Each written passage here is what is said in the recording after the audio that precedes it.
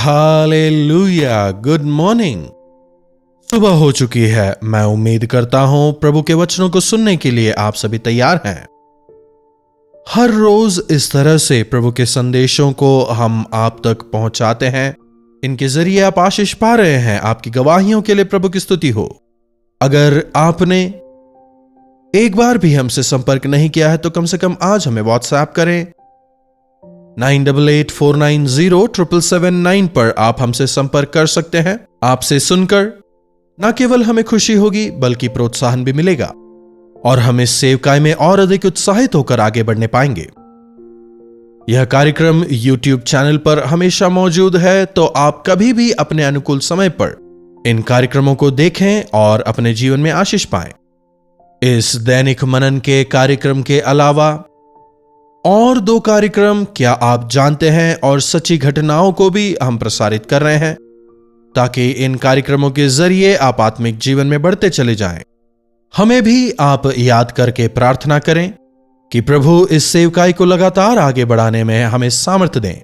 आइए प्रार्थना के साथ मनन की शुरुआत करें। पवित्र पिता, दोबारा आपसे सुनना चाहते हैं। हमारे आत्मिक जीवन में आगे बढ़ने के लिए हमें आपके अनुग्रह की आवश्यकता है। आत्मिक तौर पर बढ़ने के लिए आपके वचन हमारे लिए आवश्यक हैं। अपने वचनों द्वारा दोबारा हमसे बात करें। यीशु के नाम से प्रार्थना मांगते हैं, आमीन। प्रभु की महिमा हो। आप इन कार्यक्रमों को कहां से देख रहे हैं? लाइव चैट पर आएं, अपने और अपने शहर का नाम बताएं। आपके बारे में जानकर हमें प्रसन्नता होगी।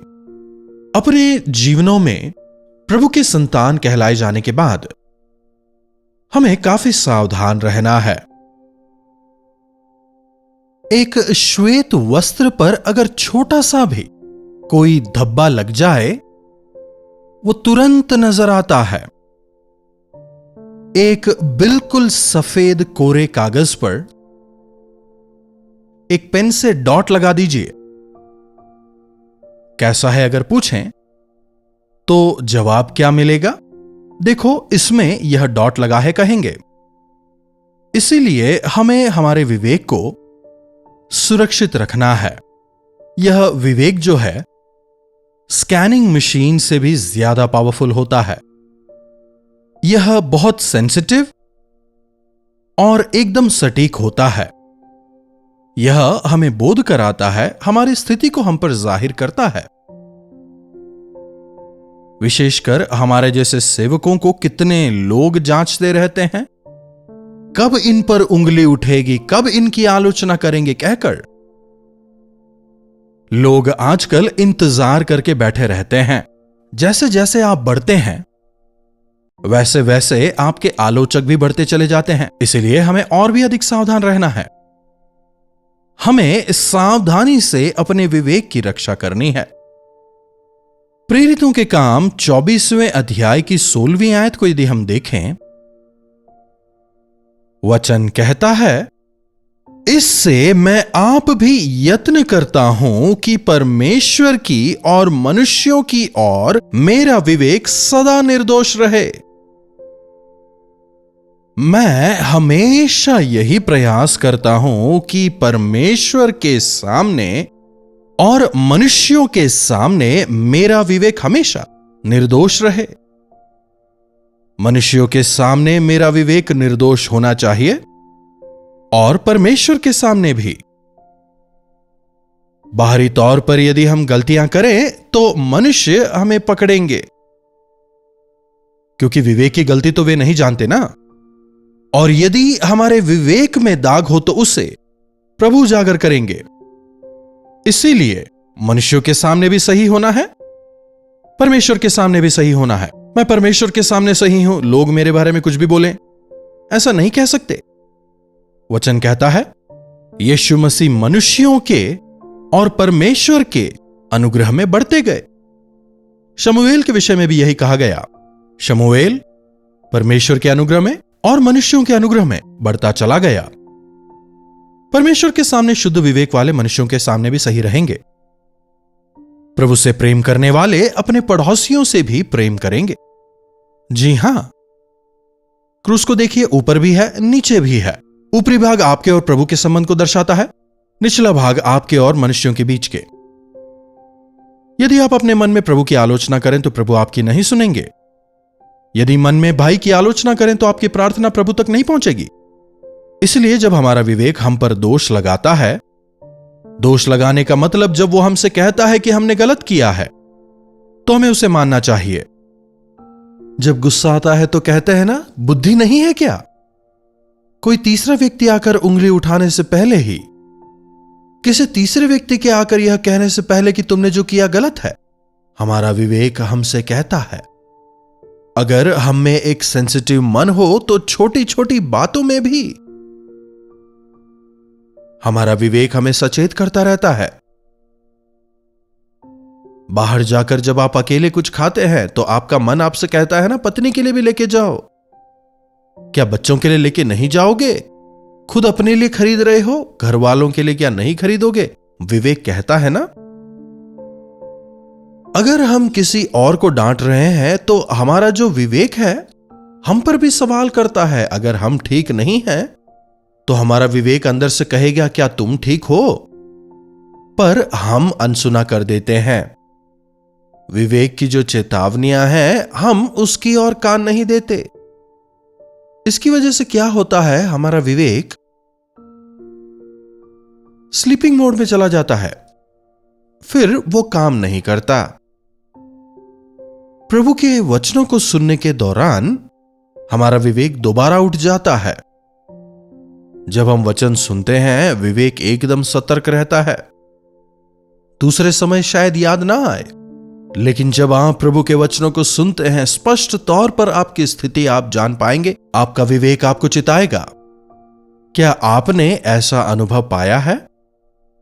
भले ही आप स्पिरिचुअल व्यक्ति ना हो, विवेक सभी में है, केवल मसीहियों में ही नहीं।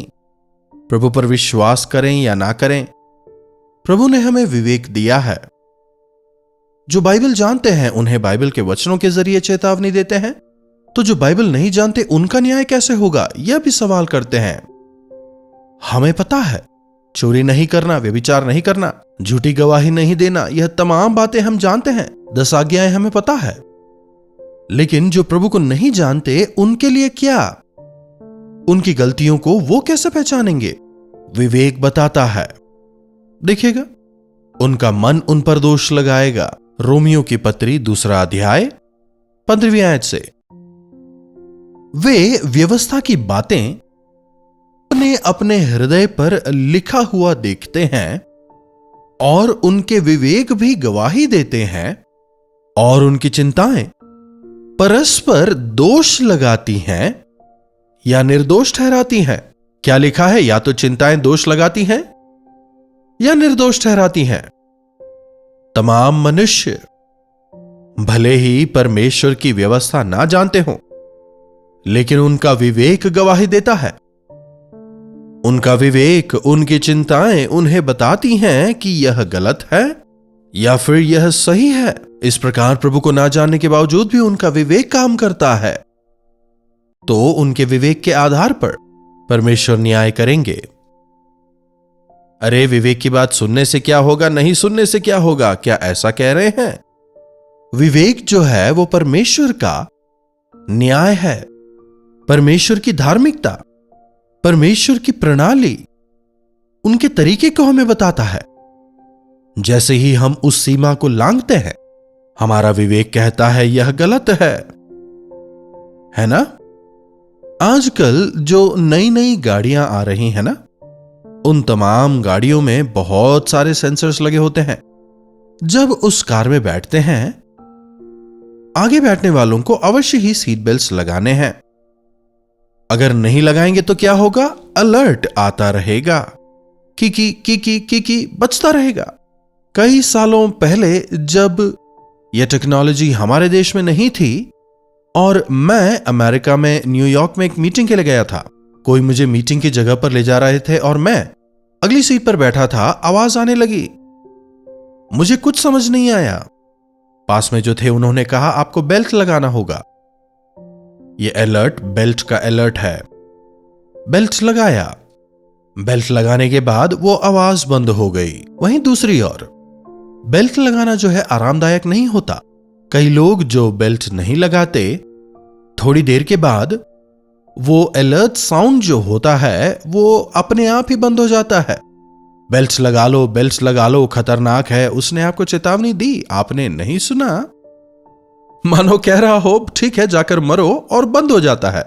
हमारा विवेक भी कुछ ऐसा ही होता है। गलत है, गलत है, गलत है, गलत है कहता रहेगा, लेकिन अगर नहीं सुने, मुझे पता है, मेरी मर्जी कहते हुए अगर उसकी ना सुने। शराबी जब शराब पीना शुरू करता है, शुरुआत में विवेक उन्हें भी कचोटता है, लेकिन जब वे उसकी नहीं सुनते, अंततः वो चुप हो जाता है। शराब पीना ही गलत है, फिर उसके बाद जाकर अपनी पत्नी को मारना, बच्चों पर हाथ उठाना, मानो गलती उन्होंने की हो।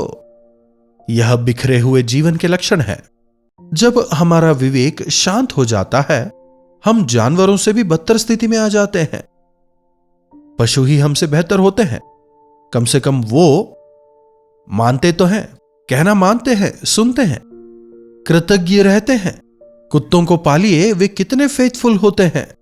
मनुष्यों के द्वारा धोखा खाए बहुत लोग होंगे, लेकिन उन पेट डॉग्स के द्वारा धोखा खाए लोग नहीं होंगे। अपने मालिक के लिए वो जो कुत्ता है अपनी जान तक दे देगा। परमेश्वर ने हमें विवेक इसलिए दिया कि हम गिर ना जाएं, बद से बदतर स्थिति में ना चले जाएं। इसीलिए हमें हमारे विवेक को परमेश्वर के सामने और मनुष्य के सामने निर्दोष रखना है। लिखा है यत्न करता हूं, मतलब प्रयास कर रहा है। We need to put it in practice. वो कैसे होता है? जब हम गलतियां करते हैं और जब हमारा विवेक हमें सचेत करता है, हमें मानना होगा, स्वीकारें। मैं जब बाइबल कॉलेज में था, एक दिन जब मैं प्रार्थना कर रहा था, मैं काफी लीन होकर प्रार्थना कर रहा था, लेकिन पास में जब एक ब्रदर प्रार्थना करना शुरू करते हैं, मैं रुक गया। मुंह से केवल प्रभु प्रभु, पिता परमेश्वर प्रभु, बस यही निकल रहा था। क्या हुआ? मेरे विवेक ने मुझसे कहा, मैंने जलन को अंदर आने दिया। तेरी प्रार्थना परमेश्वर नहीं सुनेंगे। अरे मैंने कब जलन को अपने मन में आने दिया? ओ, वो मुझसे बहुत जूनियर है, उसे तो प्रीचिंग के लिए भेजते हैं, मुझे नहीं भेजते। उसको कई सारी जिम्मेदारियां देते हैं, मुझे कोई जिम्मेदारी नहीं देते। इस प्रकार का एक कंपैरिजन, एक प्रकार का जलन मेरे मन में आया। बस आंख में अगर कचरा गिर जाए तो वो इंसान को कैसे परेशान करता है ना। आंखें लाल हो जाती है, आंखें जलने लगती हैं। वैसे ही मेरी प्रार्थना रुक गई, मेरा मन व्याकुल हुआ। पवित्र आत्मा मुझे चिता रहे थे, अपने मन को सही कर। हां प्रभु, सही है, मुझे क्षमा करें, कह रहा हूं। लेकिन जब तक मैंने उठकर उस भाई के पास जाकर अपनी गलती नहीं कबूली, मेरा मन शांत नहीं हुआ। वो मुझे सचेत करता रहा, तब तक मैं प्रार्थना नहीं करने पाया। कितने लोग आज विवेक को अनसुना कर अपनी मर्जी अनुसार जी रहे हैं। उतना ही नहीं, फिर कॉयर में गाना गाते हैं, स्टेज में प्रचार भी करते हैं, संडे स्कूल टीचर्स हैं, सेवकाई में हैं, चर्च के एल्डर्स हैं।